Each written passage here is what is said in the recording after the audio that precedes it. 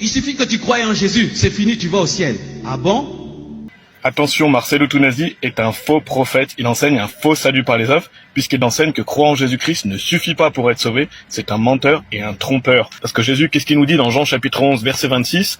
Et quiconque vit et croit en moi ne mourra jamais. Crois-tu cela? Donc, qui dit la vérité? Marcello Tunasi ou le Seigneur Jésus-Christ? Parce que le Seigneur Jésus-Christ lui dit qu'on ne mourra jamais. Donc quand on a cru en Jésus-Christ, on n'ira jamais en enfer. Donc on voit que Marcello Tunasi est un menteur. Aucun chrétien n'ira en enfer. Une personne qui a vraiment mis sa confiance en Jésus-Christ, dans le fait que Jésus-Christ est mort pour ses péchés, ressuscité des morts, seulement cru en lui et non dans ses œuvres, et donc dans le fait que Dieu nous donne la vie éternelle, un chrétien n'ira jamais en enfer, parce que Jésus nous le dit, il dit ne mourra jamais. Et ça parle de quoi? De la mort spirituelle. Un chrétien n'ira jamais en enfer, parce que le jour où vous croyez en Jésus-Christ, vous êtes pardonné de vos péchés passés, présents et futurs. C'est une fois pour toutes. Jésus nous dit aussi dans Jean chapitre 6 au verset 39, et ceci est la volonté du Père qui m'a envoyé.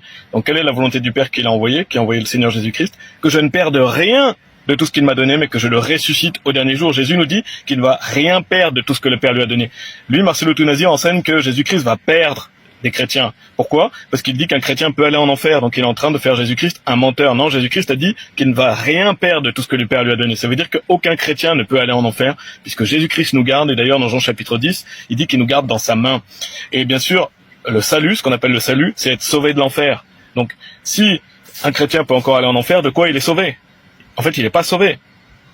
Et c'est pour ça, Dieu merci, quand vous êtes sauvé, vous ne pouvez plus aller en enfer parce que vous êtes sauvé de l'enfer. Vos péchés sont effacés. Donc n'écoutez pas ce faux prophète.